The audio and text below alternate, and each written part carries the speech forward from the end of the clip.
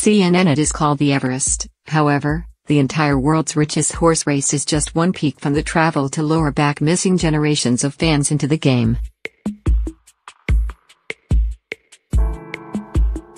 Organizers of this $13 million race in Sydney expect the bumper prize pot and new strategy will lure millennials and create a brighter future for racing. The Everest was inspired by Florida's Pegasus World Cup, the richest race in the world, which also began in 2017 with an initial prize pot of $12 million, since up to $16 million.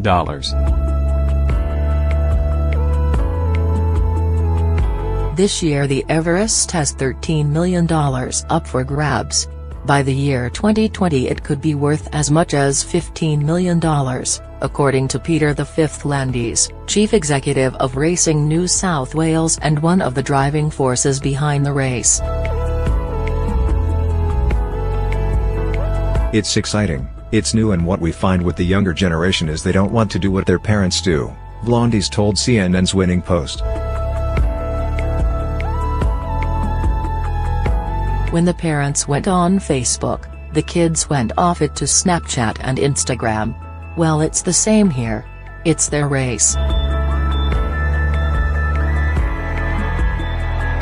The Everest is their generational race, it's the one they can engage in, and we still get the parents, but really it's designed for the under 35s.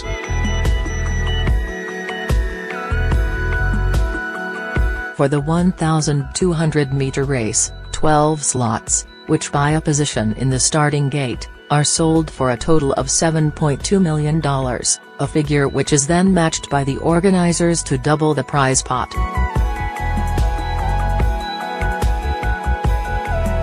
These slot owners can then either decide to race their own horse or strike deals with horse owners to rent their horse and then divide any potential winnings.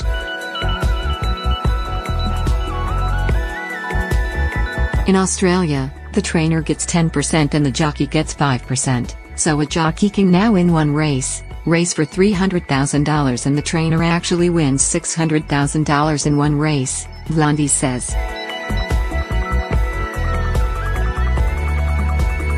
That's a very big earn considering our minimum wage here in Australia is $70,000 a year. They can get $300,000 and $600,000 in a matter of 2 or 3 minutes. In the scale of things, it's very big.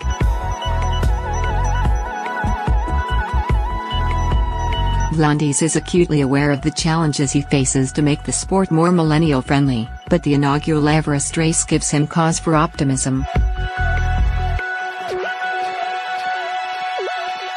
Some 74% of the audience that attended the event at Randwick was under 35 and 61% had never been to the racecourse before. We want to keep innovating. If you don't innovate, you perish, he says. If you stay complacent and think people will come, they won't. You've got to look for new things, and you've got to look for things that the younger generation can engage in. I think racing right around the world, not just Australia, has missed 1 or 2 generations, and we don't want to be making that same mistake again. We've got to do a lot of research on what they like, on what they will engage in to make sure that thoroughbred racing has a future in the next 10 years. The Everest is now the richest race in Australia, far outstripping the prestigious Melbourne Cup, but Landis is setting his sights even higher. We're happy to have the richest race on turf, and if, one day, it's the richest race in the world, then we'll be happy with that as well, he said.